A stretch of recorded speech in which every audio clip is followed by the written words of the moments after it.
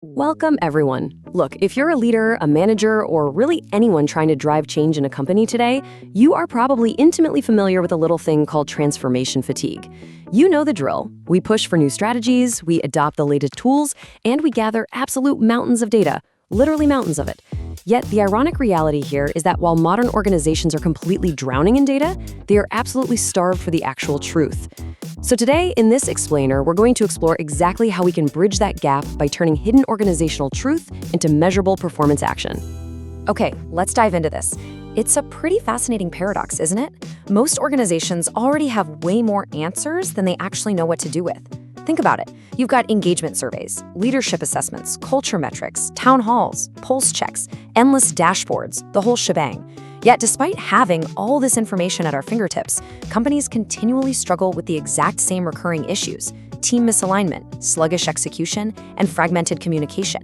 The problem isn't that we don't know enough. Actually, scratch that. We know plenty. The real problem is that the truth we're getting is delayed, softened, or just entirely disconnected from the real, day-to-day work people are doing. So that brings us to Section 1, the illusion of answers, and why having more data simply doesn't equal better decisions. To really wrap our heads around this, we have to define what it is we're actually looking for. Organizational truth isn't simply a score on some annual survey or a neat little pie chart in a leadership report. It's the gap between what leaders intend and what employees actually understand. It's that stark difference between the official corporate message and the lived daily reality of your workforce. It's the pattern lurking beneath everyday conversations.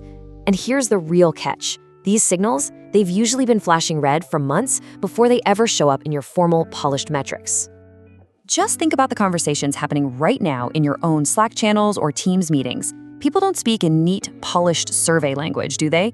Instead of politely citing strategic misalignment on a form, they're sitting in a chat saying, "Look, we're really not sure what the priority is here."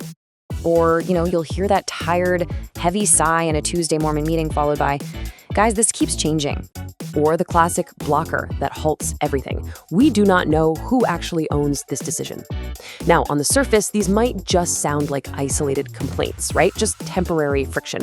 But when these exact same comments start appearing repeatedly across different teams, different functions, and completely different layers of management, well, they stop being isolated moments of venting. They become undeniable organizational patterns. And patterns, as you'll see, are intelligence. Which leads us to Section 2, the cost of delayed truth, or the hidden price of misdiagnosis. And this brilliantly illustrates the core of the problem. Consider traditional listening, like your typical periodic survey. It completely relies on slow cycles. By the time you get the results, analyze all those themes, and finally present them to leadership, the insight is miles away from the day-to-day reality of the work. Work just moves faster than survey cycles. When employees give feedback and see absolutely no meaningful change because the process takes forever, it actually damages trust. Now contrast that with an ongoing intelligence discipline. This is all about capturing continuous signals, identifying real-time patterns, and providing immediate relevance. It actually keeps pace with the work as it happens. Because ultimately the issue isn't whether leaders have information. Data only tells the organization what was said. Intelligence helps the organization understand what it actually means. And execution, of course, is the ultimate test of whether anything actually improves. If you're only collecting data, you are literally just logging complaints. You need intelligence to actually drive performance. Let's look at Section 3, what is conversational intelligence? How do we identify the patterns hidden in plain sight? When we stop hyper-focusing on surveys and start looking at conversational patterns, we gain 6 crucial forms of visibility. You can see, are people aligned on strategy? Is psychological safety and trust starting to weaken? Is our communication creating clarity, or is it just adding noise?